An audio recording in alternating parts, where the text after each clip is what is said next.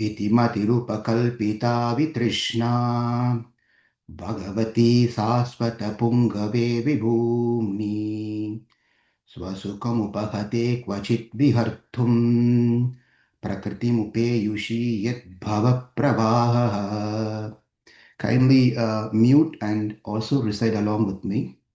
Tribhuvanakamanam tamalavarnam Ravikara-ghauravarambaram dadhane Vapuralakakulavritananubjam Vijayasake-ratirastu me navadya Yudhiduragarajo vidhumra vishvat Kachalulita-shamavāri alankritāsye मम निशितशरैर्विविध्यमानत्वचि विलसत्कवचेस्तु कृष्ण आत्मा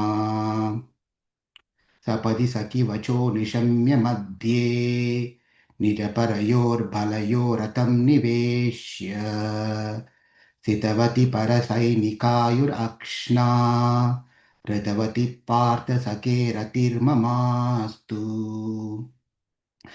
व्यवहितप्रतनामुखं निरीक्ष्य स्वजनवदात् विमुक्ष्य दोषबुद्ध्या कुमतिमहरद् आत्मविद्यया यः चरणरतिः परमस्य तस्य मेस्तु स्वनिगमम् अपहाय मत्प्रतिज्ञां ऋतम् अधिकर्तुम् अवप्लुतो रतस्तः धृतरथचरणोऽव्ययाच्चलद्गुर् हरिरिव हन्तुमिमं गतोऽतरीयः हितविशिखहताविशीर्णदंशः क्षतज परिप्लुतो आततायिनो मे प्रसवम् अभिक्षरसार मद्वदार्थं स भवतु मे भगवान् गतिर्मुकुन्दः विजयरथकुटुम्ब आततोत्रे धृतहयरशिनि तच्छ्रिये क्षणीये भगवति रतिरस्तु मे मुमुक्षुः यमिह निरीक्ष्य हतगता स्वरूपम्. This is a sloka that we have to continue today. That is sloka number 39 in the Śrīmad Bhāgavatam. And for us, in our sequence, it is number 8. Vijayarata Kutumba Atatotre Dritahaya Rashmini Tachriye Kshaniye Bhavati Ratirastume Mukshoho Yam Iha Nirikshya Hatha Ghatha Swarupam Hatha Ghatha Swarupam Hatha Ghatha Swarupam Ghatha Ga. So Gata means to attain. Gati Gata. It is said, Gita Ganga cha Gayatri Govindo Hridistitaha Chatur Gagara Samyugat Punarjanma na Vidyate. Gita Ganga cha Gayatri Govinda Hridistitaha. There are 4 Ghas are there. And if one can stick on to all or stick on to one of this Gha, their life is guaranteed to attain moksha. That is what says Chatur Gagara Samyugat Punarjanmana Vidyate. Punarjanmana Vidyate means Punarjanmam is not possible for one. We want to achieve everything in our life. One thing also we don't want to achieve in our life is to come back again into this world. We often emphasize on not coming back into this world. We often emphasize on getting out of this material problem. These are all good. These are all good thought to start with. But then once a devotee comes into a higher stage of bhakti, then he's not worried about coming back here into this world, taking any number of birth, but his idea is to always constantly remember Krishna's lotus feet. The reason why he wants to go back to the spiritual world is also not that he wants to get rid of the problem so he can be happy there. The reason that the devotees want to go back to Krishna is simply so that they want to serve Krishna over there in the spiritual world. The reason why can't we continue in this world is simply because here we have a lot of interruption. lot of interruption. For example, yesterday I was having conversation with Shanta Mataji, asking should we cancel this morning program so people can, whoever has gone to Chicago, whoever is having this program, they get one day little bit time, whatever the time they want. Um, Thinking that we can benefit, give them time so that they can catch up or whatever they need to do. Now, that's a thought usually happens because when we are doing something, we also have to consider about other factors. It only not me, other people are around me. So we give some sort of feeling of we care for him, that understanding. Um, but in the spiritual world, there is no any need of consideration of these things because there is no people does not get tired.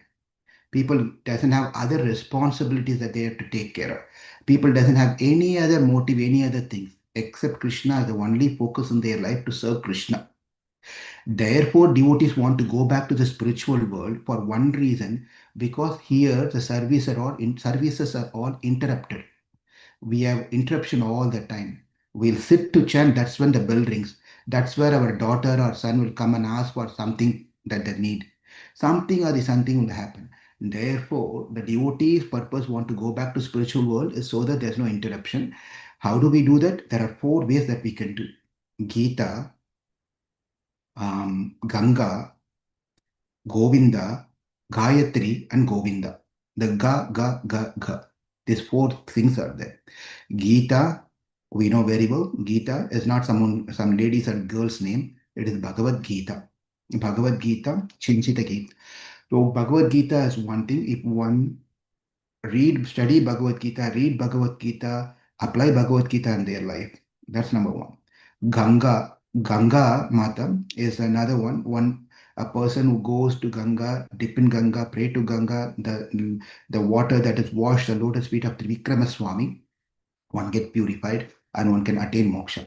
Next is Gayatri. Gayatri Chandas. Gayatri of all the Gayatri mantra is of all the mantras. Gayatri mantra is considered to be the topmost mantra, highest mantra.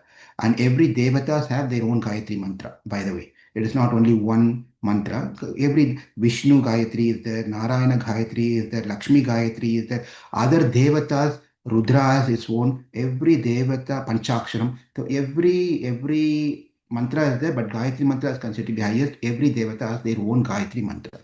Now, of all the Gayatri mantra, the top one is, when we say Gayatri mantra, it is refers to the Surya Gayatri mantra. The Surya Gayatri mantra. Therefore, one can chant Gayatri mantra, one can recite Bhagavad Gita, one can dip themselves into the Ganges, and then another one is third one is Gayatri mantra, and fourth one is I cannot travel to Ganga to dip into it. I cannot recite Bhagavad Gita is so very tough for me because I don't know the language. And Gayatri mantra, I'm not sure if I'm qualified to chant or I'm not qualified to chant, because Gayatri mantra, uh, I was just talking to someone over here in the neighbor. They invited for some puja they did. I just went there. They said very proudly, the mother said that the son was 6 years or something like that, 7 years, 6 years, something like that. They said my husband taught my son Gayatri mantra. I was on so the Upanayanam has taken. Innocently I asked. I did not challenge them. Innocently I asked. So the Upanayanam took place. She said, no, no, no, it's not. By birth, they are Brahmanas. So they said, no, no, no. He just taught to me. I said, okay, I didn't say anything. I just kept quiet. But Gayatri mantras, to learn Gayatri mantra, it is not like you go to the YouTube and play the Gayatri mantra, you memorize the Gayatri mantra, you chant Gayatri mantra. It doesn't work like that. Gayatri mantra has to be received through a proper process. Of course, the father teaches in the setup. That some setup needs to be done. It's not just like the father teach does not mean that father can teach to a 6-year-old or 5-year-old or newborn child or anyone and everyone. So there's a restriction on Gayatri mantra. So therefore, that's a problem. One may say, I cannot do this. Well, Gita has a problem. Ganga has a problem because we don't have any time to go to India. If we go to India, all we have time is only with our family members. We don't have much time to go to Ganga or any holy places. We are so busy with the days are packed. So Ganga is gone, Gita is gone, Gayatri is gone. The only one left is Govinda Nama Sankirtan. The easiest thing that we all can do is Govinda, Govinda, Govinda. If, say, for example, who doesn't even, now the next question is, what if doesn't even have a, uh, does not even chant Govinda's name? It's very sad if one does not chant the Govinda's name or Keshava's name. The very first question that will be asked when we go face to face to Yamaraj in Yamapatana, the first thing that Yamaraj is going to ask is, why are you here? And we will have no answer. A second question he will ask is, you didn't even get a chance to chant one time the name of Keshava. As I'm saying these names, please, you are unmuted, you're muted, so please repeat those names. Keshava, Keshava. So you didn't even get a chance to chant one time a name of Keshava, and our head is down. Because if you have chanted the name of Keshava, Yamaraj is saying, if you have chanted the name of Keshava even one time, you and I wouldn't have to meet face to face. Yamaraj is saying like this. So for example, if people doesn't have an at the time of death, if the person does not even able to chant, what to do? What to do? But his thought process is still there. His throat is cough. He's having cough. His tongues are pulled on a direction, certain direction. Mouth is in different direction. He's on the deathbed. He cannot even chant Govindanamam, Hare Krishna Mahamantra, Narayanam, nothing, Narayana Nama, nothing he can chant. Then what to do? He can remember. Even remembering of Krishna has the same benefit.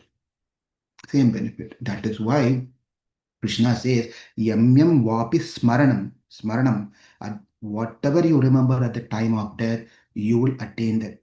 Whatever you remember at the time of death, you will attain that one. Therefore, you can't do any of this thing. At least remember Krishna at the time of death. At least you can remember at the time of death.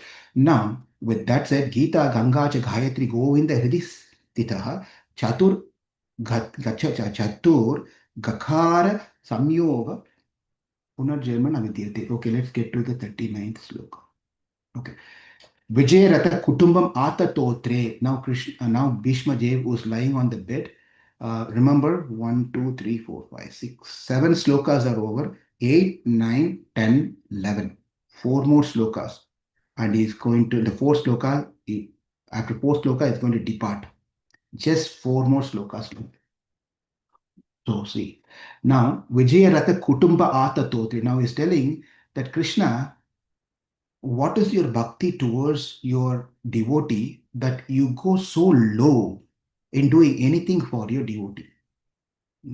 If we are in respected in the society, we may help people, but we will not help people in such a way our name get hit.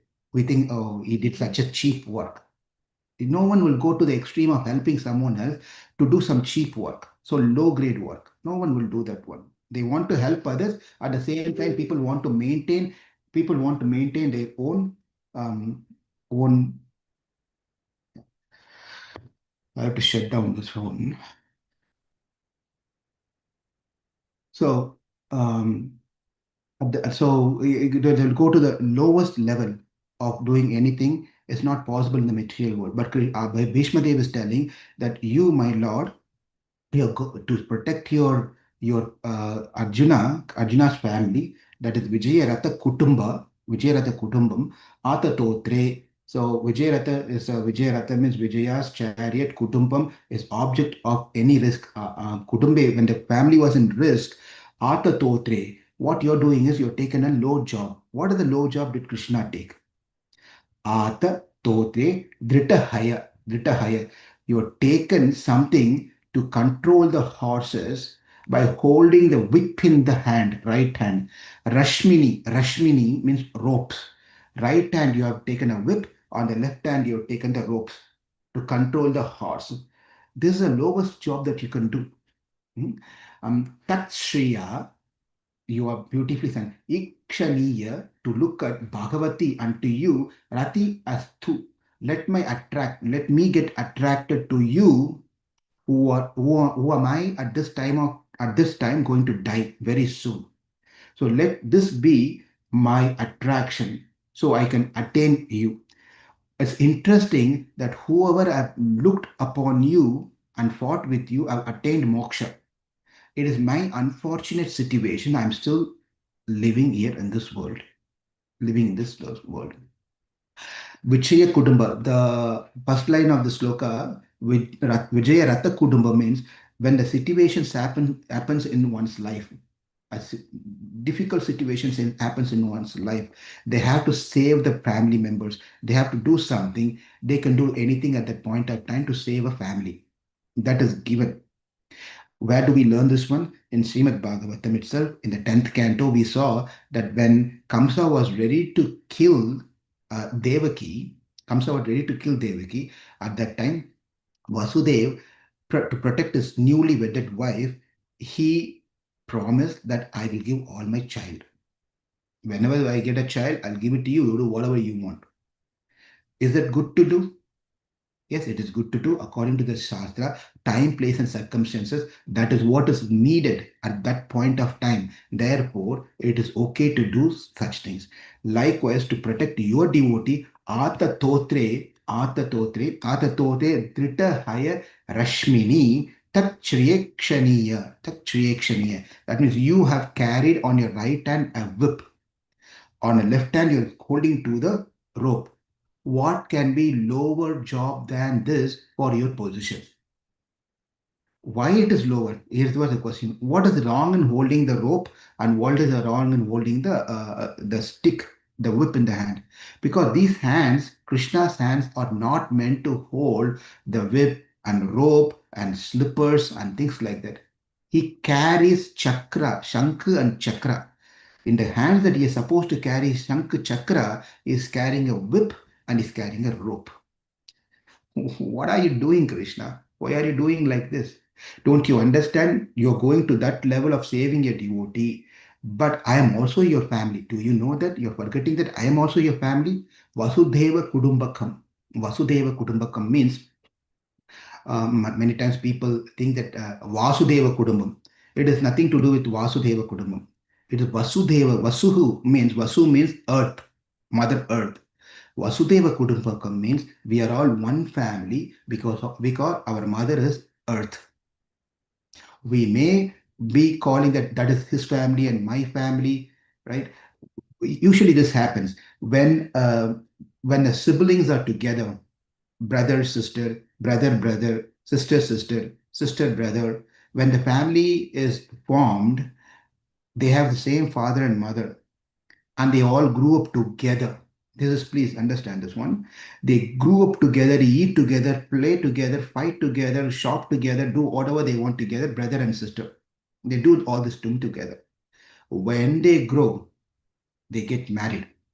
After the marriage, their conversation when they take place, they say, Hare Krishna, thank you, Neeraj Bro.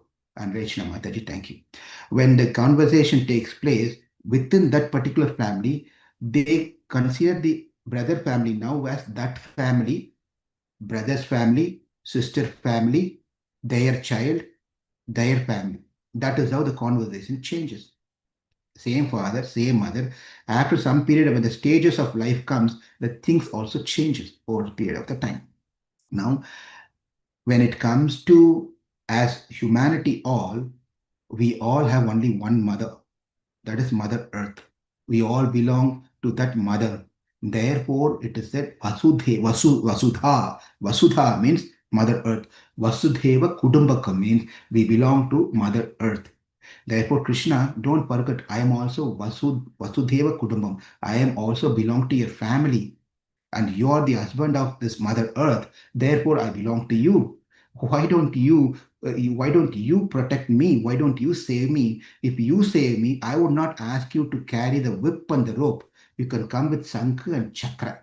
Because Krishna's family is not an ordinary family.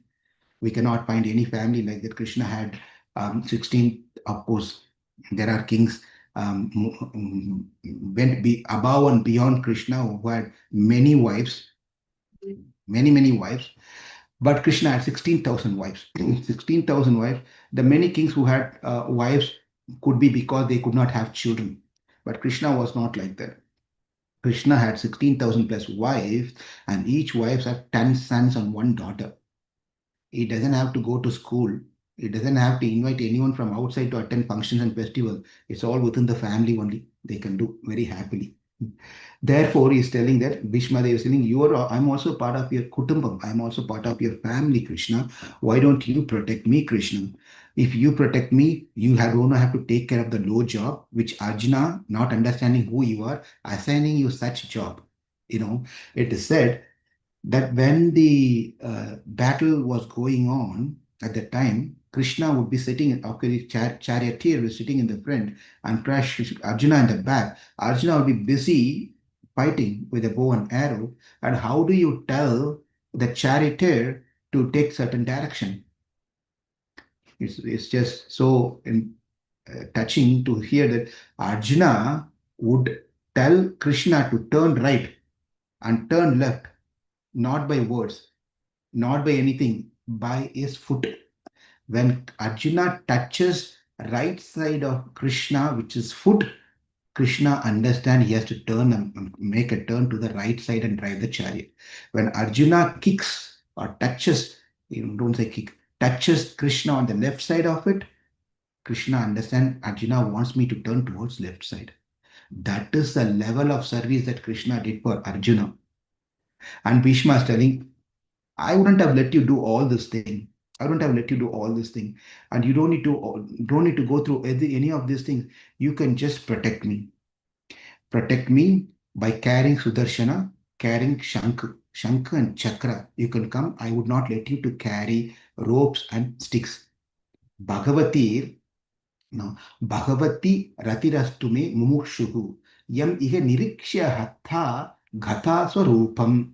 All the warriors who saw you, one of the commentators says that why Bhishma took the opposite side, not Krishna's side or not Pandava's side, is because if you're going to fight someone, your team members, your army is all going to be on the same level facing on that side. Everyone will be facing the opponent side, opposite side. They will not look like this and keep going in the front like this to fight. They will not do that one, right? But Bhishma decided to be on the opposite side because he can look at Krishna. He can look at Krishna's beauty. What Bhīṣmadeva is saying here, Bhagavati Ratirastume Mukshuhu Yamiha Nirikshya Hata Gata Swarupam.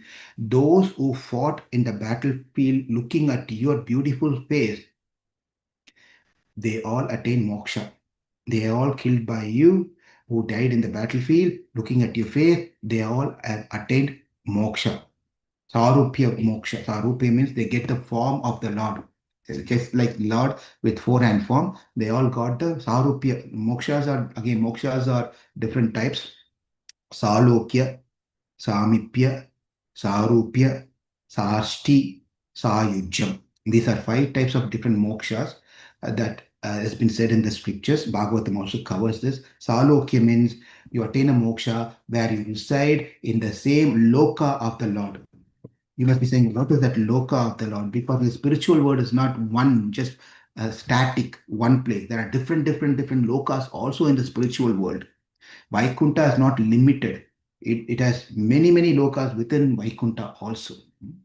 But in this Salokya means you will be the person who attain moksha. This moksha will reside in the same loka of the Lord.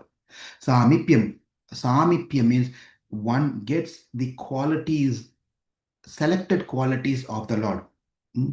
Um, Selected qualities of the Lord.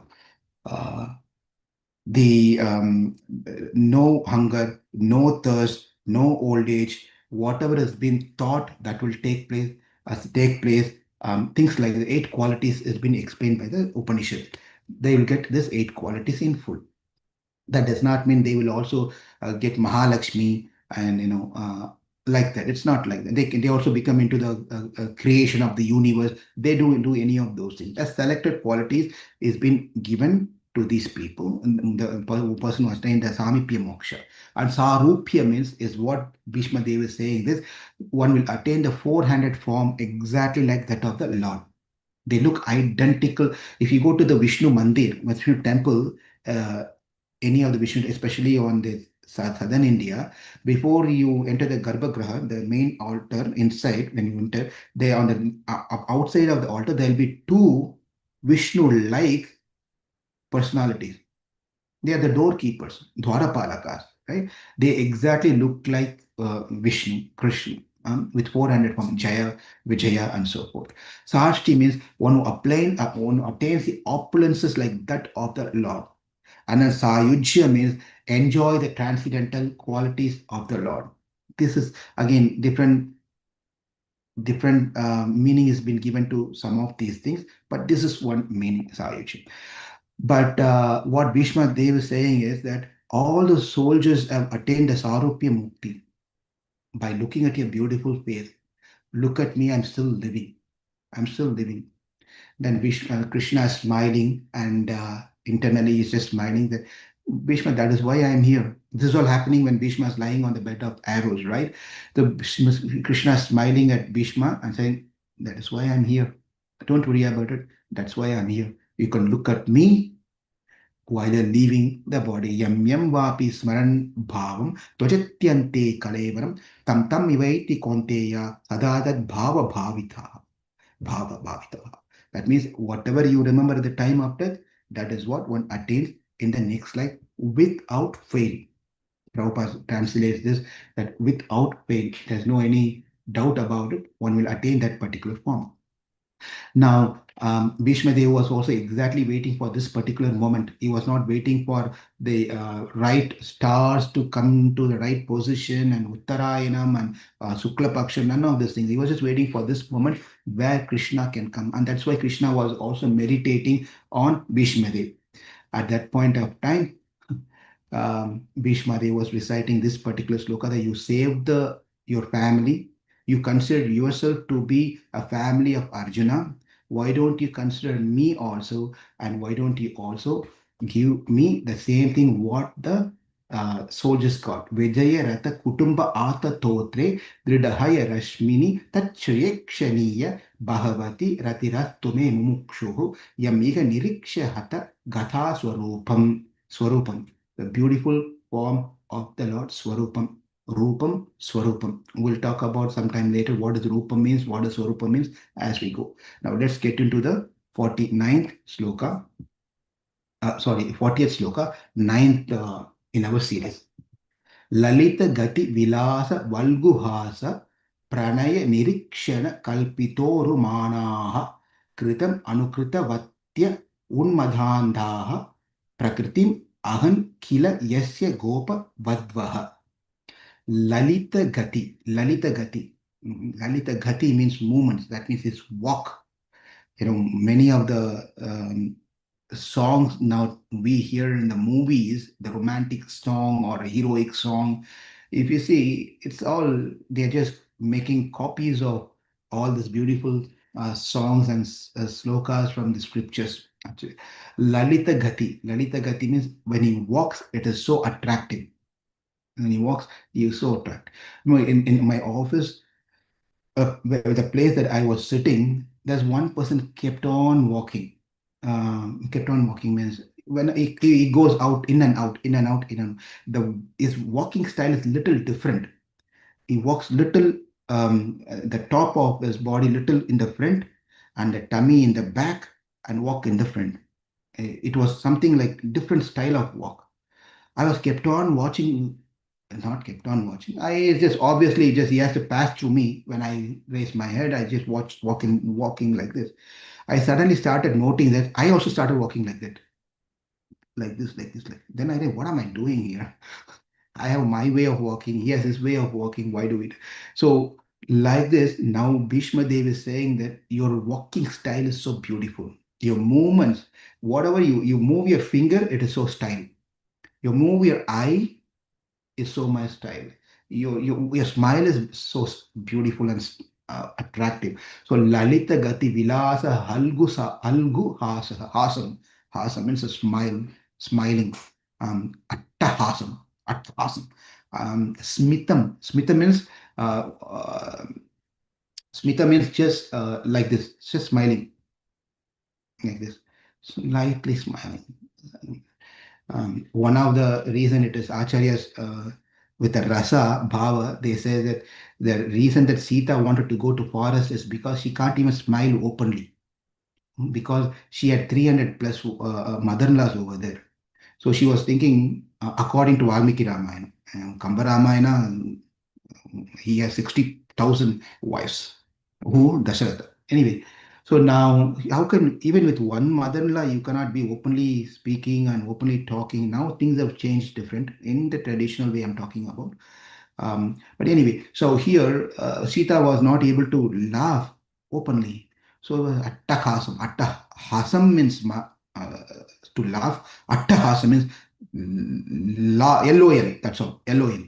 To be easily you call or understand, LOL means loud out laugh. Sita wanted to do that. Within the palace, she can only smile little, like that. Therefore, she was waiting for this opportunity. As soon as she went to Chitrakoot and other places, Panchavati, she was laughing. She was happy. She was the happiest never been before. She was so happy because no one was to watch her. Same like that when Krishna Valgu Hasa means his smile, sweet smile is so nice to see. When he smiles is so nice. Pranaya Niriksha Kalpita Urmanaha Urmanaha Kritam Anukritam Vataha Unmada Andaha. People go mad by seeing Krishna's style of walking, and even when he smiles, when he glances, they go crazy. Now the whole mood of Bhīṣmadeva is changing now. If you notice where he started, he's telling Krishna, you are supreme, you are great, you are so and so, you descended and you took care of your friend Arjuna, and you gave him knowledge of Bhagavad-gita, and I pierced you with with the arrows, and all those great things he spoke. And now, as time is getting closer for him to leave the body, and now his mood is also slightly changing. It's changing. We can see from this particular sloka. So let's see what is the translation of this one. Let my mind be fixed upon Lord Sri Krishna, whose motions and smiles of love attracted the damsels of Brajadhama, gopis. Gopa Vaduhu means gopis. The damsels imitated the characteristic movements of the Lord after his disappearance from the rasa dance. Rasa dance. So now you can see that the mood has changed, because what he's thinking, Bhishmadev is thinking is, see, what fortunate are gopis that they have spent time with you day and night, these gopas and gopis. They've been with you 10 years, morning, afternoon, evening, all that. And night time he goes out and spends time with gopis. Oh, my dear Krishna, um, these soldiers have attained moksha. That is good. But consider about gopastris, the gopikas. What did they do? They attained you as the ultimate goal of life. Gopis of Vrindavan. They've been playing with you, they've been fighting with you, they've been dancing with you, they've been remembering always you. Whatever they do, they speak up, call your name. So I'm going to die at this point of time. And please understand, Bhishma is not an ordinary person, as we all know. He is as good as a Muni and Rishis. What Muni and Rishis have not able to attain, the gopis of Vrindavan have attained. Gopis of Vrindavan have attained. Bhishmadeva was a son of Ganga Devi. Bhishmadeva was a Kshatriya. Bhishmadeva was a student of Parasurama. Bhishmadeva is a very scholarly person. He knows the Shastras. We know everything. But what about gopis?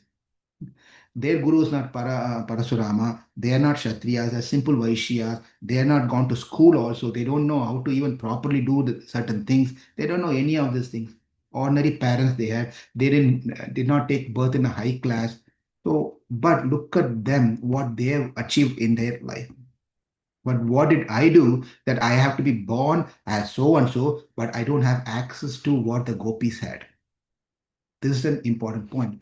The point is that it doesn't really matter where we take birth, what we are, how we have been grown up, whether my parents, a rich family or a Brahmanical family or what, it doesn't really matter. The matter is how much bhakti we develop is what really matters. That is important for us. Not to be worried about, I wish I was born in this particular family. Well, Vibhishna was not born but he had that bhakti. Prahlad was not born in a high class Brahmanical family, but the bhakti that he had, no one else had. So the goals in our life should be to get Krishna. That should be the goal. If other things that we have around us is going to keep Krishna away from us, then we don't want any of those things. We want only those things which gets us close to Krishna. Anything which is in favorable of me connecting and remembering Krishna, those are the things that I need to have with me. That is which is going to keep me away from Krishna. I don't need any of those things. That is, I cannot use any of those things in Krishna's service. I keep them away. Therefore, he says that kritam anukrita vatya unmadhan daha. He said, people, they've gone mad. Who has gone mad? The gopis have gone mad thinking about you, about your walk, your smile, and your activities. They go crazy about thinking about you. How do they go crazy? One time, what happened? The gopis were all dancing together at that point of time with Krishna. Krishna, as usual, does all wonderful pastimes. As he was playing and dancing together with the gopis, he just disappeared. That's what it says. He just disappeared at one point of time. He disappears from them to increase their love for Krishna. Krishna likes to do so. Sometimes this happens in the families also. Families, either that's children or the husband or the wife, will not explicitly say, but they may internally expect, oh, our wedding day is coming or birthday is coming. Wedding day we cannot take consider it because wedding day is meant for both of them, right? But unfortunately, wife always says, wedding day is coming. What are you going to give to me? As if only she got married. Husband also they got married together. But always when it comes to gift, only one person wants a gift. Other person has to keep on giving the gift. Anyway, um, now now Krishna, gopis, and then in the family also sometimes people expect some things that, oh, what will she do for me? What will he do for me? Krishna has a lot of expectation. Krishna is a person who is very possessive in nature, and his possessiveness is good. If he is not possessive, we will be lost in this world. Krishna should feel possessive of all of us that we belong to him. He cannot be detached. We all have to be detached ourselves. But when it comes to Krishna, Krishna should not be detached. Krishna should be attached to all of us. He becomes detached, then we are lost in this world. Therefore, Krishna's possessiveness towards his property is approved, and that is what we are all anchoring for. Let Krishna think that we belong to him. And we also have to think. But likewise, Krishna wanting to know how much this gopis loves me. Krishna, how much the gopis loves me. Right? Krishna want to see this. That's one reason. And also another reason has been given. Gopis were becoming too puffed up also that every gopi thought that Krishna belongs to them. Even though Krishna manifested into how many ever gopis were there, multiplied himself into so many of Krishnas, but each one gopi thought Krishna is only dancing with her. It is quite interesting, right? Very interesting. Oh, if you're being close with a celebrity, where a movie actor or a politician or a president, you talk to them. You'll make sure you take a picture with that person. As you're talking, you give a eye sign to others that look, I'm standing and I'm talking to the president of the country, prime minister of the country. You make some sort of pride comes into us that look, I'm standing with him, right? Like that, every gopis were thinking that Krishna is mine. Krishna is mine. And the thinking like that. Krishna said, okay, well, let's do another pastime. Yeah, so Krishna disappeared. Krishna completely disappeared from their sight. The gopis didn't know what to do. The real bhakti that what our acharyas are all trying to teach us to come to a level is that we all have to cry. Crying is abasagunam. Abasagunam means not auspicious. In the house, we should not cry. When you go to the temple, we should not cry. Crying is not considered to be very good. But what we are trying to learn through our practices of Krishna consciousness is to cry like gopis. Gopis were crying, thinking, where did Krishna go? What offense did I did? What happened? Why did Krishna disappear? And they were just in that mode of great separation, and they don't know what to do. They don't know what to do. At the time, they said the only way to pacify ourselves from the separation of Krishna is let's remember Krishna.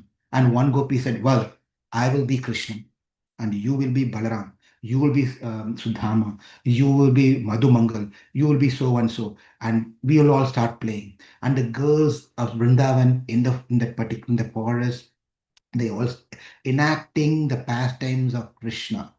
They were playing and jumping on each other and bullying each other and pulling each other. They were doing all this thing. One girl said, hey, this is enough. Let's do this one. Listen, what do we do? We'll do something. Now I am going to lift the Govardhan. Okay, so one gopi said, I am Krishna, I'm going to lift the Govardhan. And the other gopi said, hey, I'll bring the stick and try to help you over here. So everyone just completely became into the pastime of Krishna. One gopi, I'm very tired now. She was in the mood of Krishna. She said, I'm very tired now. And she lied down. And what she did is she took her feet and placed on the another gopi's lap. And she rested her head on the another gopi's lap. And then she put her hand on another gopi, right hand, left hand on the other one. One gopi was massaging the feet of this gopi. For that gopi, this is Krishna. For this gopi, that is Balaram, and so on. They were just thinking themselves to be those gopas and Krishna over there. And this was a chance for these gopis because in Krishna's pastime, Krishna tried to do many things, right? This time, what these gopis did, these gopis were in the form of in the role of Gopa. They started punching on Krishna, jumping on Krishna, and shouting at Krishna. They did all these funny, wonderful things. And one gopi said, hey, dance on me. She just bent like this and she started as if she's standing on her. They don't stand on gopi, but as if she was another person who was standing on this gopi, she started dancing. And then, hey, Kalia, you should not stay here anymore. You should get away from this place. And then that girl who was a Kalia said, what will I do if Garuda comes and does something to me? Don't worry, my footprints are on your head. It won't touch you. You can go. Kritam Anukritam. They were just getting into this mood. Or Kritam Anukritavatya Un Madhandhaha Prakritim Ahan Kila Yashya Gopa Vadavaha. So, what fortunate these gopis are. And one gopi was doing chamara. She was fanning Krishna, and Krishna was happily taking rest. The damsels imitated the characteristics or movements of Lord as he disappeared from that particular. This is called anukaram. Anukaram means you're just in a state of dhyana or samadhi where you feel that you are there and you are so and so and that person is so and so. This is anukaram. It's just not making an assumption or you really feel you are so and so. You really feel like one of the story we saw with Govinda Dasa thought he is Krishna's friend playing with Krishna, whereas Vallabhacharya thought that he is Yashoda and he has to protect, she has to protect, or he has to protect his son from bad names. This is called Anukaram. Anukaram. This is exactly what Andal did. Nila Tunga Stanakri, that is Subda Mudbhote Krishnam, Paratyam Swam Susisara Siddha Madhya Payanti, Sochistayam Sajinigalitam Ya Bhala Mutya Punkte, Kodata se Namaidamidam Bhuya Ye Vastu Bhuya, where Andal did the same thing.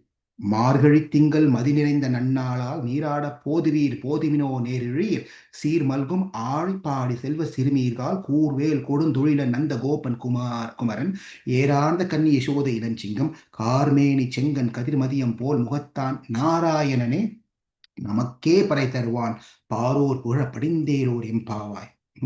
So Andal did the same thing. Anukaram. that she was in the southern side of India, but she was thinking herself to be in Vrindavan with the gopis. She was thinking herself transported from here to there. And this is the stage of this is called the Samadhi stage, where they just feel they are with Krishna. Hmm. We are all very far from those things, right? So we are very far from those things because we do not do this sort of contemplation of what we hear. As we hear the stories, we close our eyes, we just transport ourselves to Vrindavan. In Vrindavan, the gopis are running between the trees and plants and all the different places searching for Krishna. And as they search for Krishna, they're talking to the birds, talking to the trees, talking to the stars, talking to the moon. And it's just start putting ourselves into situation, watching and walking behind the gopis and see what they are doing. When we do this one without even our knowledge, we will be part of that group also searching for Krishna. This is something that one can contemplate on how to do how to make ourselves be in the mood of Krishna consciousness. Therefore, Bhīṣmadeva is saying how fortunate these girls of Vrindavan are. They did not go to school. They did not memorize slokas. They did not do fasting, by the way. Hmm? They don't do any of this thing. All they know to do is graze the cow, milk the cow, make butter, make ghee, make yogurt, and keep it for you to come and steal and take and go. That's all they've been doing their entire life. You didn't only steal the butter, you also stole their hearts. So we make ourselves available to be stolen by Krishna. Right now, what we are doing is protecting ourselves so that we don't get stolen by someone else. We protect our house, we protect our things by putting the security system and all those things. But one thing that we should not protect is our heart. The door should be kept wide open. There shouldn't be any security alarm, a door breaker and glass breaker, and none of those things we put into our heart. We have to tell Krishna, my heart is open for you, Krishna. You just have to just simply come inside. And Krishna is going to tell, well, your heart, my God, what your Prahlad or what? Or your purified Dhruva or what? Or your all those great saints or what? I should come and stay in your heart. Krishna is going to definitely ask, why should I come to if you have been invited to some place and obviously the host of the house will make the house clean as if it was never clean before. It looks like perfectly new house only on that particular day. Once the guest goes out of the house become messy, back to normal, right? Some houses are like that. Now here, we don't like to go to such places where you have to dine, but you see all the things around you, dirty things. There are some rices fallen here, and the newspaper and the papers are cut into pieces and it's lying there. And someone has eaten and just didn't even take a plate out of the table. How can you feel comfortable? In your house, this is common. But when you've been invited to someone's house, you have to. It's not nice to sit and eat in such a place which is not clean. Our art is such a place where is so much of kalmasham, so much of unwanted things, so much of dirts are accumulated for anadi kalam, many lifetime. Our heart is filled only with dirts, only filled with dirt. And we reading Bhishma Stuti, now we are thinking, I'm going to pray right after the class, Krishna come and reside in my heart. How is that Krishna going to come?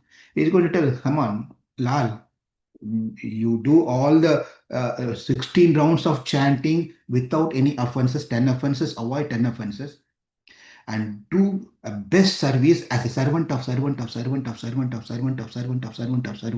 Krishna. When you do all those things and try to understand and establish the Sambandha Jnana of who I am by reading Bhagavatam thoroughly, doing all the certification of Bhakti Shastri, Bhakti Vaibhavam, all those different certificate you get, then when your heart gets purified, I will come inside and reside. What a hope-giving statement, right? Thumbs up if you feel so. Is it hope-giving what Krishna says? That yes, fantastic program. That is what I'm trying to do, Prabhuji. We are going to do work on all those things. right? We can invite Krishna into our heart. How many of you feel like that?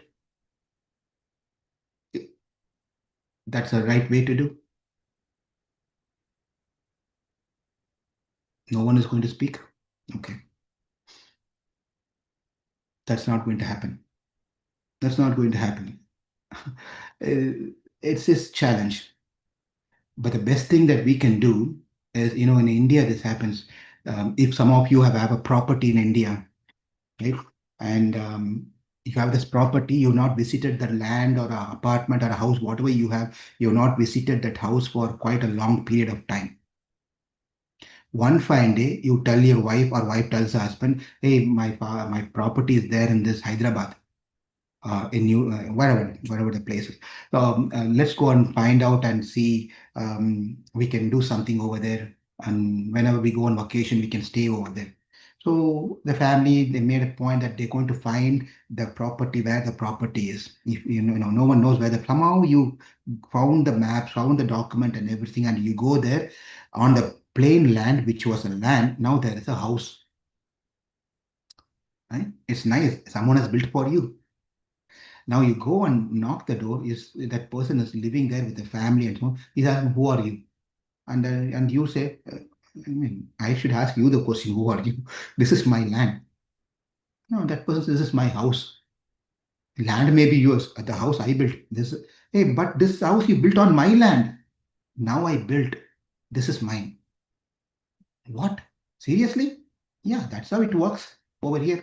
You may be coming from America or Europe or wherever it is, but in India, rules policies are different. Land may be yours, house is mine. Therefore, please walk out. But what will you do at the time? You go to the court, you put the case and etc. And the judgment comes, and the lawyer says, "Why don't you both talk together and solve this problem?"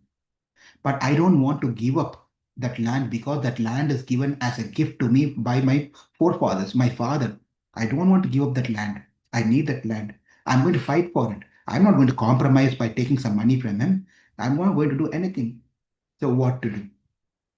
Best thing is there. There are people who will buy the land. They'll buy the land.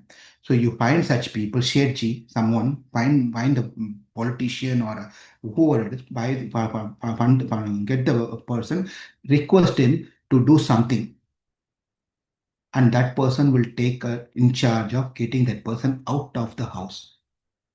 All we have to do is go to that influential person and take the help from him. Tell him, you come over here. If you come here, this guys will go away. Then I can get my land.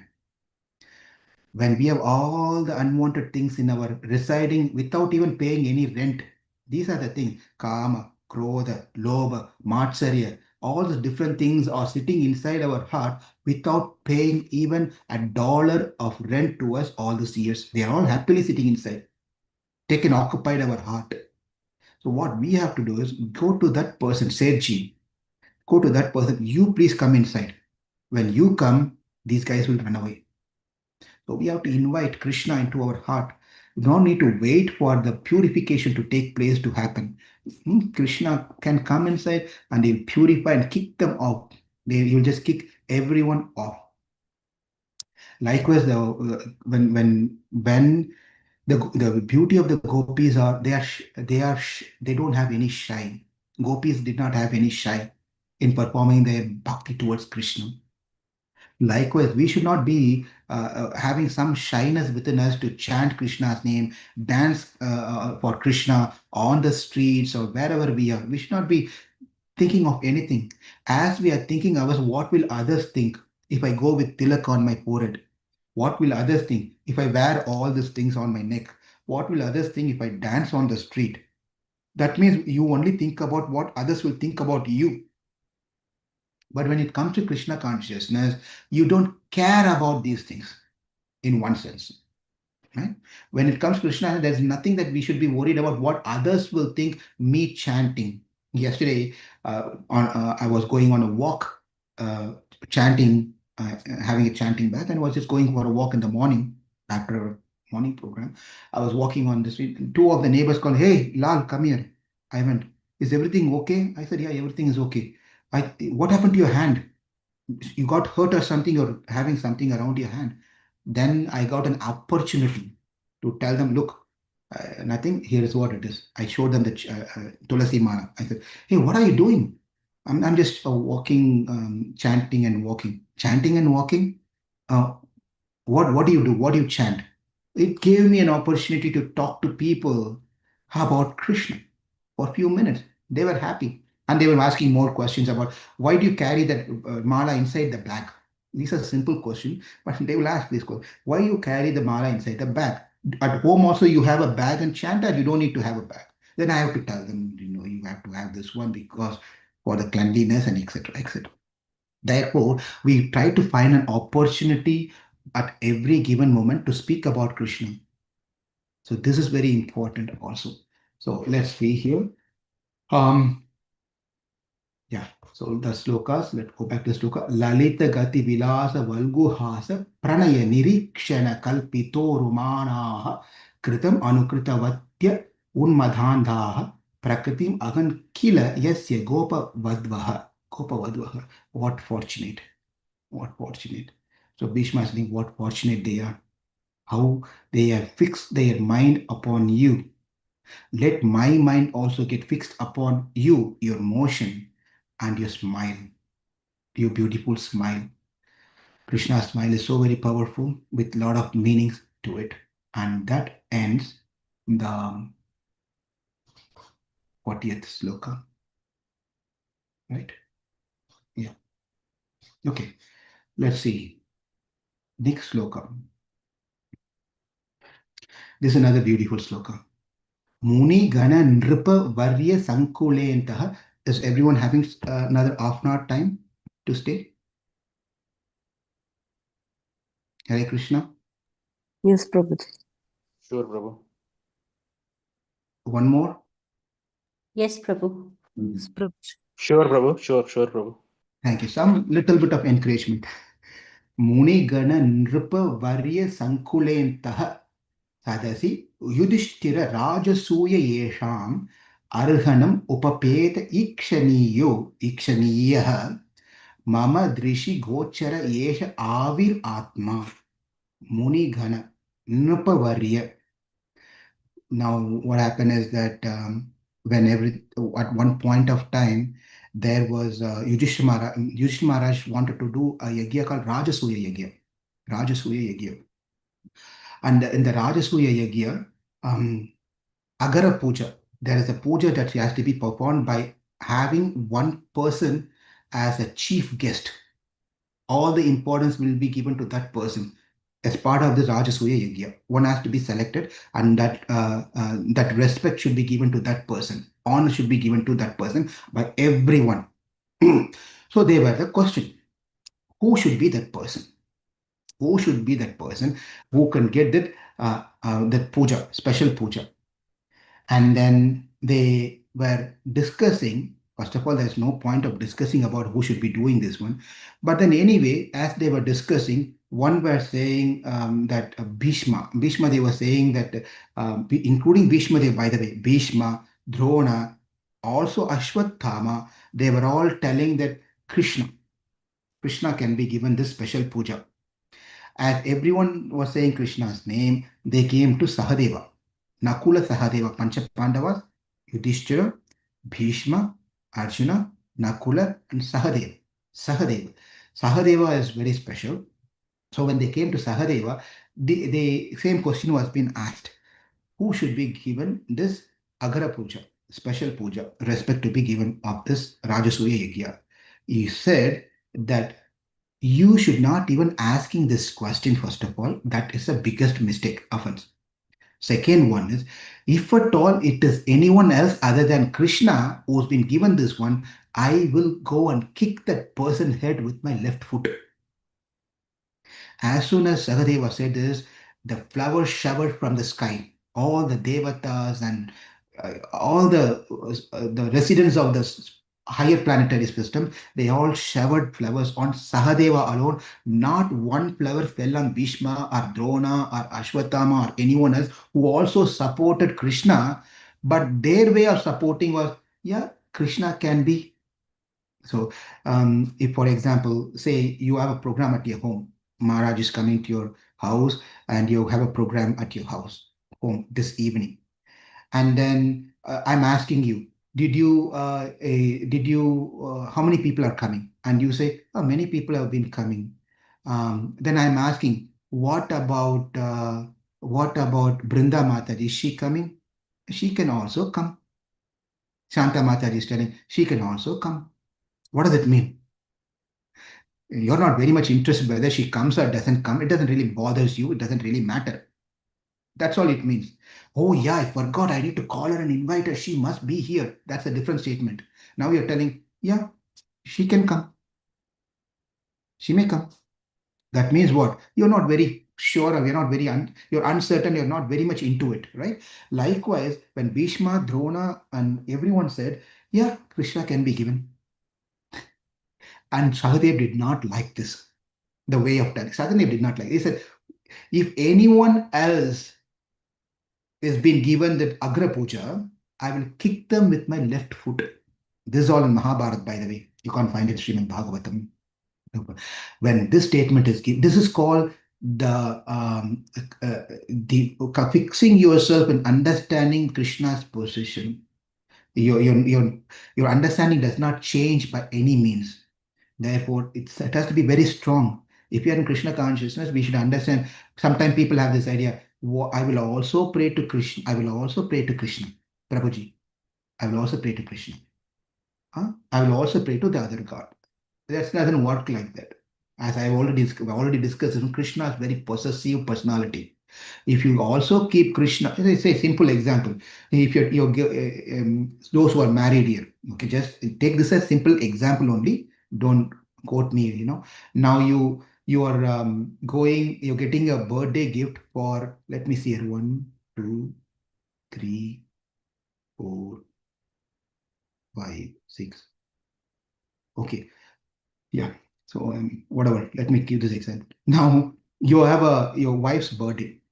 So your wife's birthday, you're buying a beautiful, wonderful diamond ring for her. So you're getting her and giving to her, and she becomes very happy. And then you're looking for someone, and then you finally found that a maid servant is also there, and you go and tell, "Hey, I heard that your birthday is also today. I got a gift for you," and then you give to her, and the wife is watching, and the maid servant is opening the box, identical diamond ring, same as what you gave to your wife. Exactly same. Tax also same. Everything same. What is your wife going to do? I don't want to get into that, but you know what's going to happen. Right? But when it comes to Krishna, we should all understand Krishna is the Purusha. We are all Stris. Our focus should be to please our husband, the ultimate husband, everyone's husband. So Krishna should be happy. And Krishna is definitely not going to happy when he sees his wife is going around and looking for help for someone else. I'll just tell one event that took place in the life of Sripad Ramanujacharya. One time what happened, there was a procession was taking place. When the procession, like you all carried Radha Krishna on the street and going outside, like that procession was taking place. As the procession started from the temple, they came outside, there was a heavy rain. Heavy rain. Heavy rain, they had to protect the deities. So the only place where they can go inside and take care of protect the deities is close by. There was a Lord Shiva's temple. Lord Shiva's temple was there. Immediately, all the Vaishnavas entered into the Shiva's temple and stood there. Ramanujacharya alone was staying outside of the temple. Again, you may have some questions about it. We can talk about this later, but just get the essence of what I'm trying to say here. That's all. Now, not challenges. We should not respect Lord Shiva, or we should not. None of those things matters here. We can take that offline or later of this when you have question and answer session. Now, please understand the mood of what the mood has been conveyed here. Ramanujacharya was standing outside. The whole rain was on him, but some of the Shiva Bhaktas, they all came outside. Swami, why don't you come inside? After the rain, you can come out. You can go. I know you're a Vishnu Bhakta, you don't want to do this, but why don't you come until the rain stops? And he said, no, I'll stay. He didn't want to disrespect them. I'll stay. I'm comfortable. I'm okay. I'm stay here. But you're drenched completely. But then the priest over there, the Lord Shiva's Pujari, he said that your Lord himself is inside. Your Lord is, what it means is, it's a Shiva temple. You don't want to enter, but your Lord, Krishna, is inside. What's the problem with you? Why can't you enter? You know, the response that Ramanujacharya gave is quite mind blowing. It's just what he said is the husband can go wherever he wants, whichever house he wants to enter, but the wife cannot do that. Wife cannot do that. It has a deeper meaning. What's called chastity, chastity. That means that the wife who's wedded to a husband cannot think about another man, others. She's devoted to her husband. Of course, the other way is also run. Don't get into this activism, feminine activism, all those things. Just please understand the message here. Don't attack me now. Now, the wife should be dedicated to the husband. Can't even think about other men. Should not. Now, we are all wedded to Krishna. Especially if you're initiated, that means you are wedded to Krishna. You can't think of any other man. You can't take shelter of anyone else other than Krishna. That's an important point. Therefore, that is the message is being told in this particular sloka on this Sahadeva. Is that what nonsense you're all talking? You cannot do this one. Because Sahadeva was completely convinced it's Krishna alone who can do this one. So Rajasuya Yagya, let's read the translation. At the Rajasuya Yagya sacrifice performed by Maharaj Yudhishthira, there was the greatest assembly of all the elect men of the world, the royal and learned orders. And in that great assembly, Lord Sri Krishna was worshipped by one and all as the most exalted personality of Godhead. This happened during my presence. This is an important point. This happened during my presence, and I remember the incident in order to keep my mind upon the Lord. So, Muni Gana Nripa Varya Sankuleyantaha Sadasi Yudhishthira Rajasuya Yesham Arhanam Upapeda Ikshaniyaha Mamadrishi Gochara Esha Avir Atma. Let my mind be remembering on that particular time where everyone respected you and what Sahadeva told about you at that time. So that is number 41. So let's see if 10. Yeah, 10. So looks like we are in good shape now. We can even get to the 11th sloka. 11th sloka, that is 42nd sloka. Tam imam aham ajam sharira bhajam. This is the last sloka of Bhīṣmadeva. He is going to depart. Tam imam aham ajam sharira bhajam hridi drishitam atma kalpitanam pratidesham iva naikadharkam ekam samadhi gatosmi viduta veda mohaha. This is quite a little philosophical point is there when we see the last word Bheda Moha, Viduta Bheda Moha, Samadhi Gatosmi Viduta Bheda Moha, Tam Imam Aham Ajam Sharira Bhajam Hridi Drishitam Atma Kalpitanam. Tam idam, tam means addressing here. Tam, that supreme personality of Godhead, now is present before me. Ajam means one was never born. Ajanamano Bahuda Vijayate. Shastra says this particular statement that Ajanamano Bahuda Vijayate. The Lord was never born, has taken birth several times. Ajanamano Bahuda Vijayate. Ajam, unborn. Sharira Bhajam, up to the conditioned soul. Hridi, in my heart, in the heart. Dishtitam means situated. Dishtitam Atma. Atma in this term is referred to Paramatma. Kalpitanam, he is seated in everyone's heart. The Lord is seated not only in Indians. not only in the Brahmanas, not only in the human Brahmanas and so on, men and so forth. The Lord is situated in everyone's heart, every living entity, not only every living entity is present in all the objects, either the sentient or non-chetana, achetana. Whether it's achetana or chetana, whether it's a sentient being or non-sentient being, the Lord is present in every single thing. He is situated kalpitanam pratidisham, and he watches everything. Eva na ekadha arkam ekam. So let's read the translation here.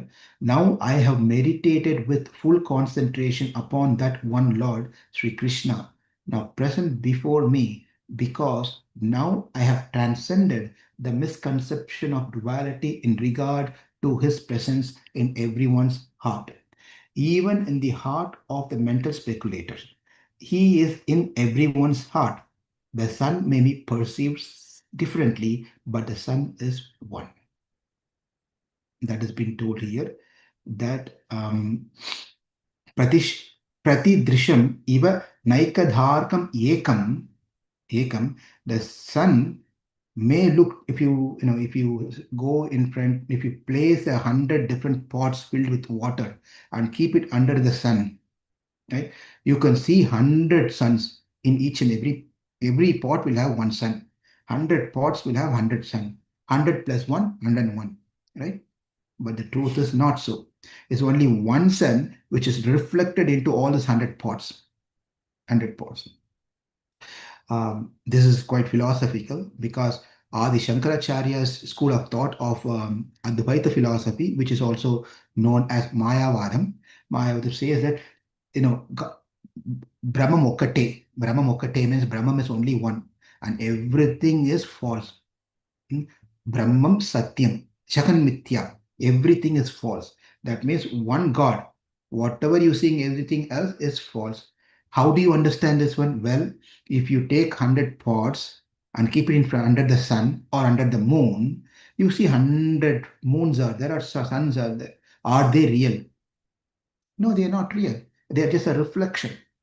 Likewise, Brahman is one. We are all simply a false entity, like a reflection. We are not true. We are not true. We are not unreal. This is what Adi Shankara's two Orthodox schools of thought says this one. But the example that Bhishmacharya says is not to establish Advaita philosophy, but let's see, understand Bheda Moha. Bheda Moha means seeing dualities of the world. He is free of duality. So many people think that Brahman is many. Brahman means what? Brahman. Brahman means the absolute truth. Some people say Brahman is only one. Everything else is false. That's one school of thought. There's another school of thought which says Trimurti. Trimurti means Brahma, Vishnu, Maheshwar. God who generates, and God who operates, and God who destroys. G-O-D. That is Brahma, Vishnu, and Mahesh. These are the three gods. They are all Brahman. People say there's absolute truth is three Murtis. And there are some other schools of thought. They say that Brahman is actually feminine, a mother, right? Amba, Durga, and Shakti, Adi Shakti, right? The Shakti. From mother, everything comes. There's another school of thought which says that one. So every different schools of thought has said something or the other, but now I understood you are the only absolute truth, Krishna. I don't have this confusion anymore. Bheda Moham, the differences that I've got, misconception of duality is gone altogether from me. I do not get confused of whether Atma, some of the confusion that people also have is that is Atma and body one or the same? Is Atma different and body is different? Or body is what called as Atma? Deha Atma Buddhi. This is called Deha Atma Buddhi. Deha Atma Buddhi means Deham is self to be considered as an Atma. There are many people who think, hey, live life king size. Once you die, everything is done. Why are you have the Jabali conversation took place in the Ayodhya Kanda. In the Ayodhya Kanda, 108 sarga, I think if I'm right, memory is right, 108 sargas, Jabali conversation happens with Ramachandra. Then why are you worried about your father's promise, my dear Rama? Uh, Your father is no more. It doesn't really matter you follow the promise or not. He's gone. More so ever. What is all this? If you don't follow, you'll get sin and you'll go to hell and all this. Have you seen hell? Have you seen heaven?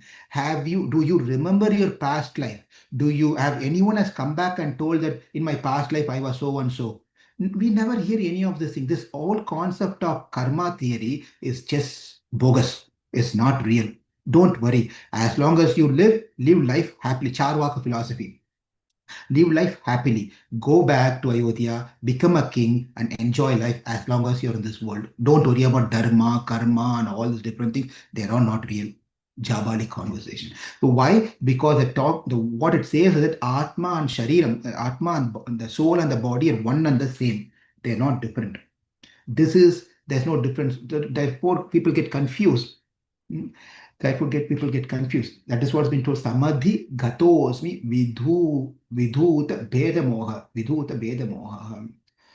All this while, Bhishma is saying, all this while, I was thinking I am different from you. This is where the philosophical point of what Bhishma is trying to tell to Krishna comes into. All this while, I was thinking I am different from you. Bheda moha. But in reality, I am not different from you. I'm not different from you. What does it mean? That is mean Krishna, Bhishma is telling, speaking Advaita philosophy of I am also Krishna. I am and you are one and the same. I merge into you and become one. Right? This merging thing doesn't work like that. Because if you say take the merging concept is proven by an analogy of say you take a drop of water, a glass of water, and you have a jug of water, right?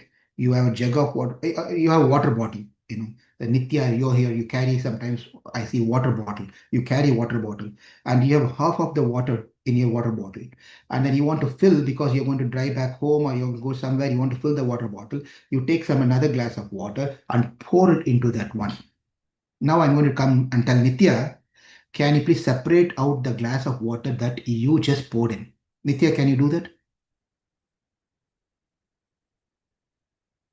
Can you separate the glass of water that you poured into your water bottle, Nitya? Nitya Leela. Maybe I should get her attention by telling her initiator name. No, not. It is not possible. It's not possible. Therefore, the theory of Advaita philosophy is the Atma merges with the other Atma and it becomes one. You cannot separate it. But here's the question. There's a challenge with this analogy. What's the challenge? The water bottle had half filled water. You take another glass of water, pour it inside. Yes, you cannot separate that water from the previous water. But what happened to the water bottle? The quantity has changed. The quantity of water was only half, now it's become full. The quantity has changed. There's a problem. Brahman never goes through any changes. It doesn't go through any changes. Therefore, this analogy doesn't work. Okay, then another theory came. Well, don't pour water because it changes the quantity of the water. It becomes more. Now take a spoon of salt or sugar. Just take salt, a spoon of salt, and then in the same water bottle, which has half of the water, put the salt inside, shake it. Quantity does not change. It's the same half water. See, this is what happens when we merge into the Lord. We become one. But the problem is, quantity did not change. Quality changed. The water was not salty before.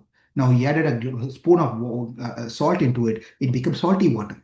The Brahman does not go through any of these changes. Therefore, it's not cannot be accepted. Now, how do we understand what Bhīṣmadeva is saying here? That what he is saying is vidhuta bheda moha. All this while, I have been thinking that I am separate from you, but actually I am part and parcel of you. I cannot be separated from Krishna. Krishna, we are all part and parcel of Krishna. That thing we should, we may not realize that one, but that's the truth. That's the truth. Now I can meditate with full concentration upon that one Lord Sri Krishna, now present before me. This is the last sloka. Now present before me, because now I have transcended the misconception of duality in regards to his presence in everyone's heart, even in the heart of the mental speculators. He is in everyone's heart. The sun may be perceived differently, but the sun sun sun is one. It doesn't change.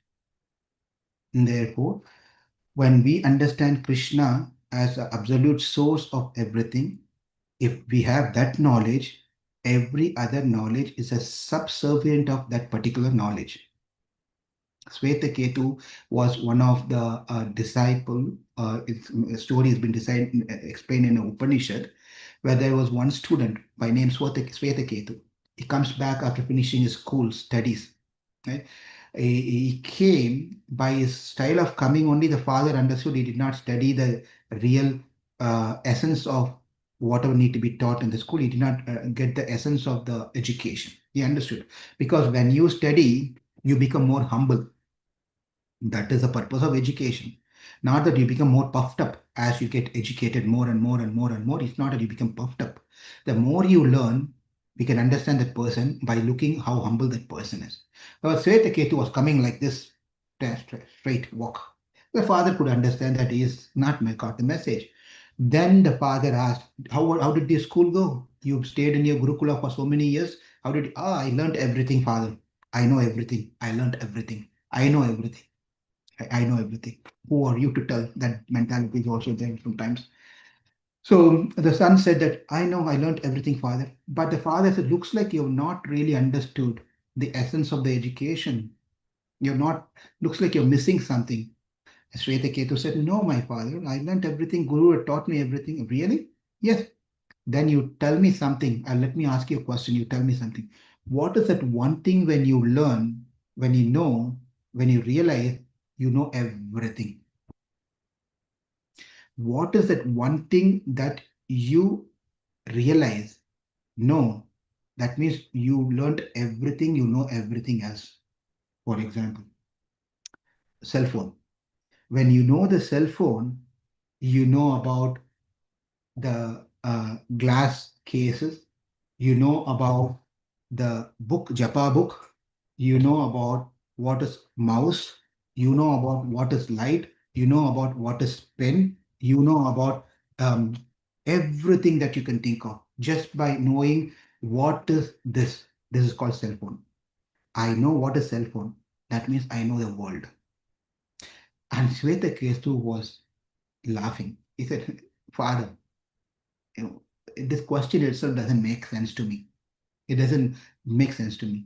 How can by knowing cell phone, you will know a swimming pool? How by knowing swimming pool, you will know, Rocky Mountain? How do you know St. Louis? By knowing India, how do you know St. Louis? How is it even possible? You need to know each and everything, my father. And that when the father said, my dear son, this is why I said, looks like you have not got the message. He said that by knowing one thing, you will know everything else, because everything else is a byproduct of that one thing. Byproduct of the one thing. For example, if I don't have any gold ornaments with me, but if you all have, you may be wearing a gold ring or gold chain or gold bangle or gold earring or nose ring or whatever you may be wearing, right? By knowing gold, you know bangle, gold ring, gold nose ring, gold whatever it is. Because the source of all these different ornaments is gold. Gold has changed into different forms as ring, bangle, necklace, and so forth. When it later it may go back to its original state, right? Or a different state. But what is the cause of this effect? Cause is gold. As simple as that. Right?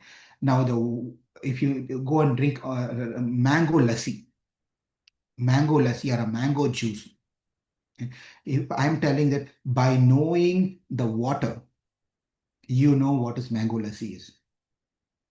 How is it possible? From water comes all these things. The fruit comes, the fruit then changes into a juice, and juice you add yogurt to it and put some sugar to it. By knowing the Pancha Tattva, earth, water, fire, air, and ether, you know the products of this world. By knowing this five bhutams, five tattvas, you know the product. Everything that you see in this world is made of these five things. There is nothing can be created without these five elements. So by knowing this five, you know everything. Now the Svetaketa understood, yes, that is true. Why should I go and learn in each and every small things? By knowing this one, I should know the byproduct. Oh, this is made of earth. This is made of earth. Okay. And mix of earth, water, fire, ether, and etc. But prominently this box, the glass box that I have is prominently high percentages made of earth. I think water is prominently made of water, like that. All these things. Now Swetaketu said, yes, now I understood everything by knowing the earth, water, fire, air, ether. I will know everything, Father. Thank you very much. And the father said, the lesson is not over yet. Lesson not over yet. Now you only know the material elements. Who is the cause of this material elements that you're seeing everywhere? What's the cause of that one? And the boy was thinking, what could that be? All I know is only the five, and because touching, seeing, hearing, tasting, and all those things I'm very familiar with. What could be something which is beyond this one? Could be the cause of the Panchabhuta. And then the father said, if you know Brahman, if you know the absolute truth, absolute God, the personality of God, if you know Him, you know everything. So the purpose of your life is to understand Krishna. If you understand Krishna, everything else is a subordinate knowledge. If you only focus on the other knowledge, leaving Krishna, you're really not fully, your education is not full yet. You're not I would not say it's a waste. Acharyas go to the extreme statement of saying that any knowledge outside of Krishna consciousness, if you try to learn, is equal to your slipper, your shoes. That's how the Acharya says. But anyway, for us to understand, you learn everything else, keep Krishna consciousness aside. That means you're not really fully well versed of the real knowledge. Therefore, Bhīṣmadeva is saying that now I have a knowledge. I transcended the duality of the world. All the dualities of the world, heat, cold, Jayam, and then defeat, and loss, all the dualities of the world, and thinking myself to be separate from you, my Lord, that is also a duality. I forgot, I am transcended all those things. Now I can see that I am part and parcel of you, my Lord. I can meditate with full concentration upon you, just you, Krishna, now present before me as Krishna. Beautifully, I've transcended the misconception of the duality in regards to his presence in my who's present in everyone's heart, in the heart of even mental speculator. He is in everyone's heart. The sun may perceive differently, but the sun is one.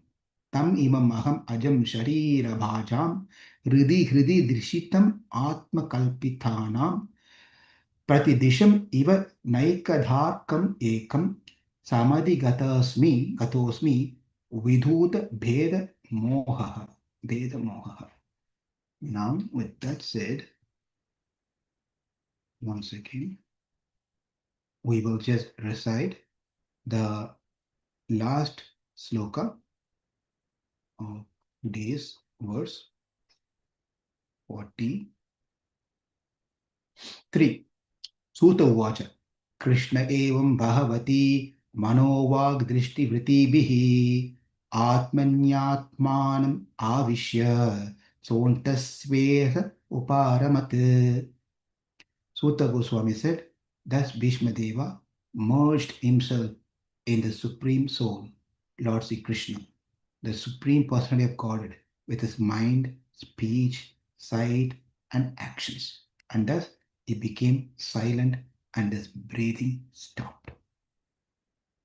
After speaking this beautiful sloka of 11 verses, then he stopped breathing and Atma entered into the lotus feet of Krishna, entering into the spiritual world. Bhīṣmadeva ki jai. So let's meditate upon this beautiful Bhīṣma stuti. Remember Bhīṣma's stuti and make our life perfect. Thank you all very much. And let's see if there is any discussions or questions.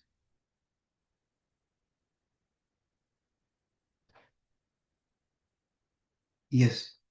Hare Krishna, Prabhuji, Dandvat Pranam, Prabhu. Prabhu, I have a question on this. Like, we heard that like Yudhishthira Maharaj was like thinking who can be given the Agra Puja. What made Yudhishthira to think who is deserving to be honored with Agra Puja, Prabhu? Because he is a great devotee and he knows Krishna is the supreme and ultimate. But still, why he is thinking, what made him to think that, Prabhu? It is two things we can understand. One is we may have our opinion, but when it comes to an assembly of great people, we have to take a humble position to take everyone's opinion. We may know this one. Even if we know something, we don't need to go and tell, Prabhu, what you said is wrong, Prabhu. It's not respectful, it is not decent, it's not nice. You can take it offline. Likewise, Yudhishthira, who knows a son of Dharma, who knows how to be in a public place, he doesn't pose himself, I want to do this one. He didn't take an authoritative position, even though he has all rights to do that one. This is something that we can learn from these great souls. He did not take an authoritative position to, this is what I need to be done today. You do or get out of here. They don't do this one. They are leaders' servants. Therefore, he knows Krishna is supreme personality of Godhead. But then there's a great souls are present, that Bhishma, Drona, Kripacharya, and all those great souls are there.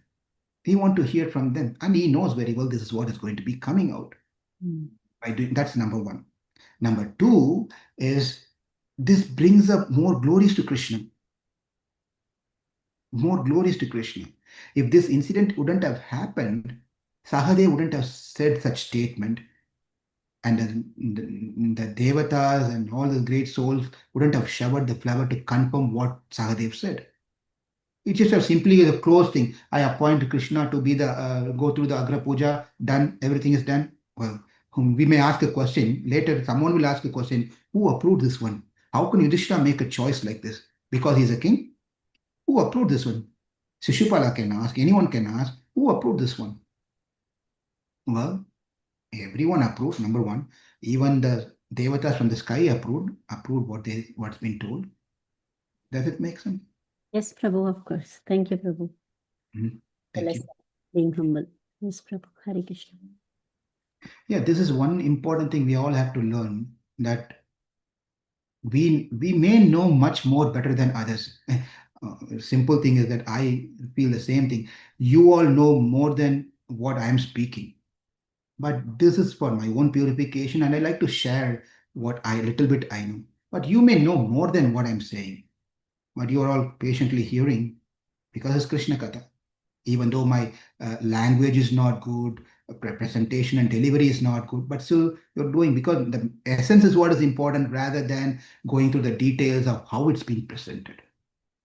Right? So staying in an humble mood is always safe for all of us. Okay, let's see if Gopal had any questions. He unmuted. Yeah, Hare Krishna, Prabhu.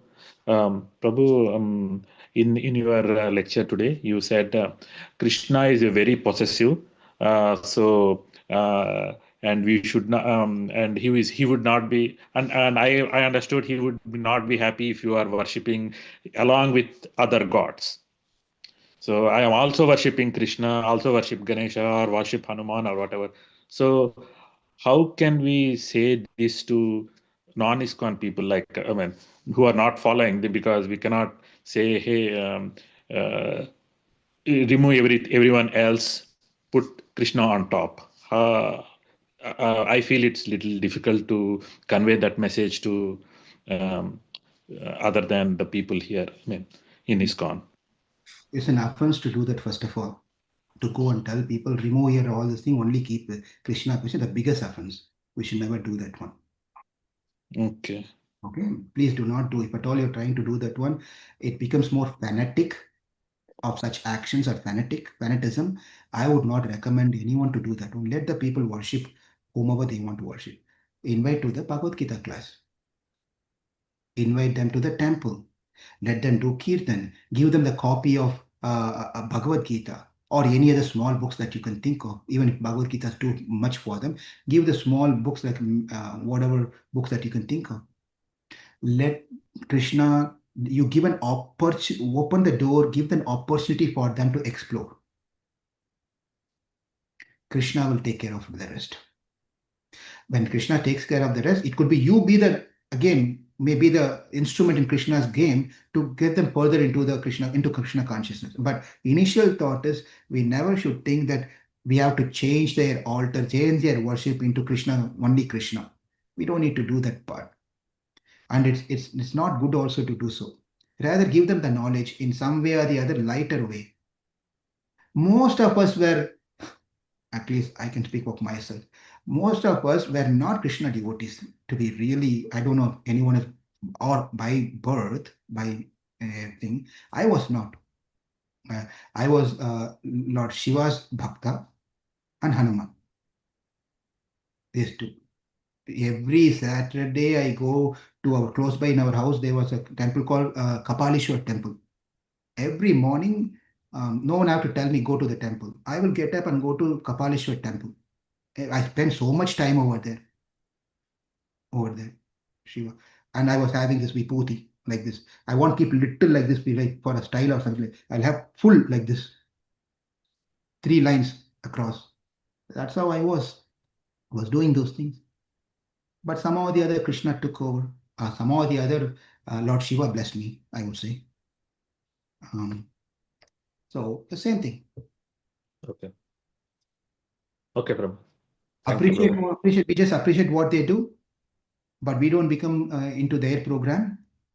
And then we should not think that, look at this guy, he's doing this Devata worship. You don't think cheap about others, but give them an opportunity. Invite them to your home program, which you do all the time. Invite them to your home program when you have programs, kirtan.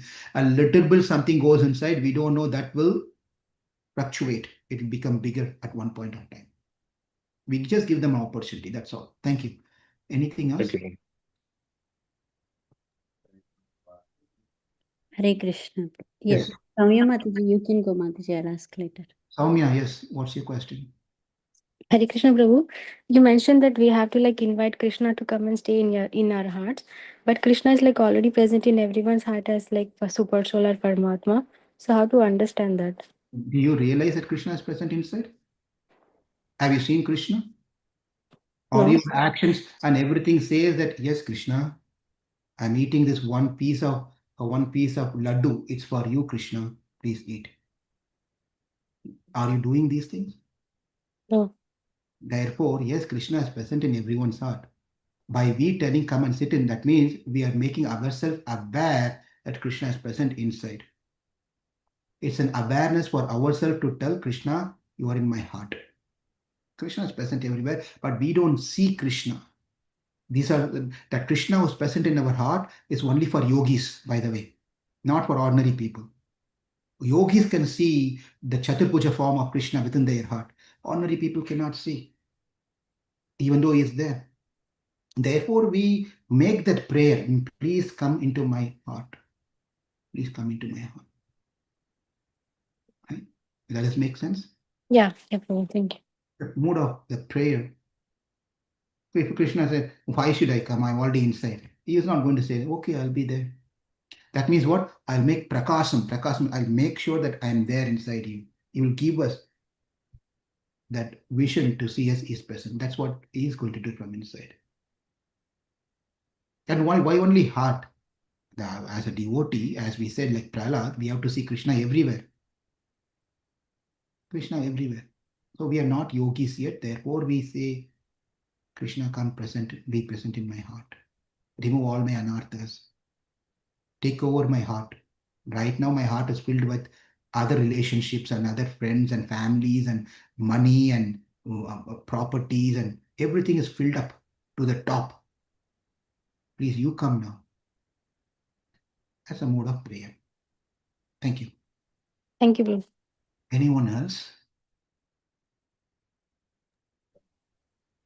Yes, Mata, you have a question? Krishna Bhakti. Yes, Prabhu, regarding being humble, Prabhu, if someone wants to host a Maharaj program and we fortunately got some scheduled open dates for Maharaj, then we didn't check with our congregation if they are available for the date. Is it considered not being humble to our association, Prabhu? Like, because this happened to us too, that's why it's completely personal again. Like, we didn't check with our congregation if they're all available for the date that is open for Maharaj. Then, anyways, we don't want to lose the opportunity to get association of Maharaj. We confirmed and then we announced in our congregation that like we are fortunate to get association. But is it considered not being humble because we didn't check with our congregation if they're available? Thank you. It has nothing to do with humility. It is to do with sensitivity, consideration. We have to consider as a devotee, as we grow in Krishna consciousness, we have to make sure that others are getting mercy. Even if I don't get mercy, that's fine. Let others get an opportunity. Let them host Maharaj program. I have hosted one time. When the next time comes, I will wait for that. But next time, let me check out with others if anyone else would like to take an advantage of Maharaj visit.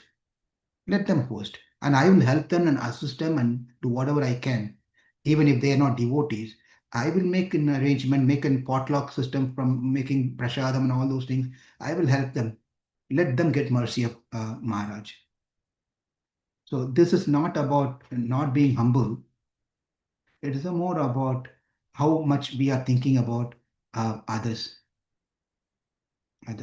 If no one else come forward, you send a message to out, Maharaj is coming on this particular date. 2 days are available, or only one date is available. Whoever wants to host, please let me know. Whoever I gets the first come, I get the first message. You will get a chance this time. Next time, someone else can do. Mm. If no one else coming forward, it defaults to your house. Defaults to your house. But from the standpoint of Maharaj, usually any sannyasis, and especially knowing His Holiness Romapa Swami Maharaj, whom you invited, I know he always looks for new host, new family, new people. Always, always. He appreciates if you do that one. When Maharaj becomes happy seeing that you are doing this one, guess what? You're the one who's getting Maharaj blessings more than anyone else in that way. Right? Yes. Yeah. Thank you, Prabhuji. Thank you. Hare Krishna. Sometimes this is a side note of not related to what you said. This is just a side note. One time, Prabhupada's time, most of them want to stay close with Prabhupada. So Prabhupada, be with Prabhupada and Prabhupada said, these are like, I can't remember the insect name. Just I'm paraphrasing this one. They are like mosquitoes. Mosquitoes stuck into the body. They drink the blood. Right? So being with Prabhupada, together with Prabhupada, serving Prabhupada all the time, but doing no other services. What's the use? Right? Rather, I sacrifice my personal association with Prabhupada, but I understand Prabhupada more that he wants to spread Krishna consciousness to others. So let me go out. Right? Let others take care of Prabhupada. Let me do this one. I'm just giving a mood of how we have to consider when it comes to such things. We give opportunity to others as much as possible. If no one is there, then we do it. Okay? Yes, Prabhu. Okay. Anyone else?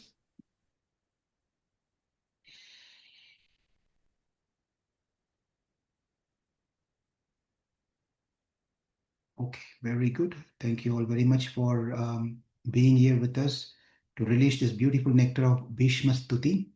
Please forgive me for any offenses with my limitations, whatever I've done, committed. And thanks for allowing me to speak on these words. Tomorrow we'll continue reading from Japa book for next 3 or 4 days until Thursday. Friday, Saturday, Sunday, and Monday I'm not available. I'll be in Houston attending a leadership program, North American ISKCON leadership conference. I'll be there attending morning programs and things. I won't be available from Friday to Monday, but we'll continue for next 3 days. Shanta Mataji will send those notes later.